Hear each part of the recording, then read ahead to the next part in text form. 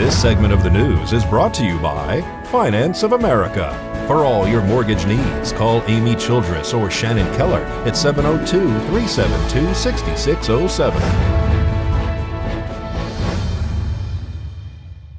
Amblyopia, or lazy eye, is a leading cause of visual impairment in children. The standard treatment for lazy eye involves patching the opposite eye to force the lazy eye to work harder. But could a special iPad game also be effective?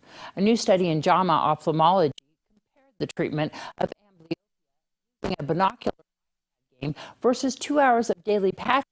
Laura Berger has more in this week's JAMA report. This health tip is brought to you by Desert View Hospital and Mountain Valley Physicians Group. Don't put your health on hold. We have time for you. Call us to schedule your appointment. 775-751-7100. Amblyopia, or lazy eye, is one of the most common causes of visual impairment in children, affecting 3 to 5% of kids in the United States. Amblyopia is a reduction in vision in one eye because of abnormal visual experience early in life. Amblyopia not only has deficits in vision, but it causes deficits in 3D depth perception, reading, and fine motor skills. Dr. Krista Kelly and co-authors studied 28 children ages 4 to 10 who had amblyopia. In this randomized trial, children were assigned to two groups, one that used an iPad game for treatment and the other who used patching. After 2 weeks, the group that patched also took home the game. The children put on a pair of glasses, and high contrast images are sent to the weaker eye and low contrast images are sent to the stronger eye. The child has to work the weaker eye in order to play the game, as well as work both eyes together.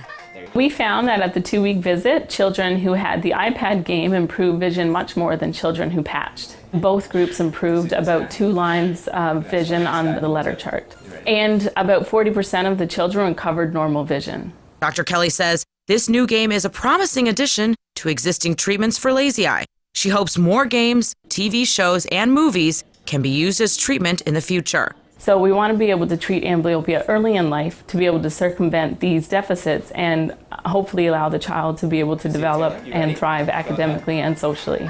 Laura Berger, the JAMA Report. There you go.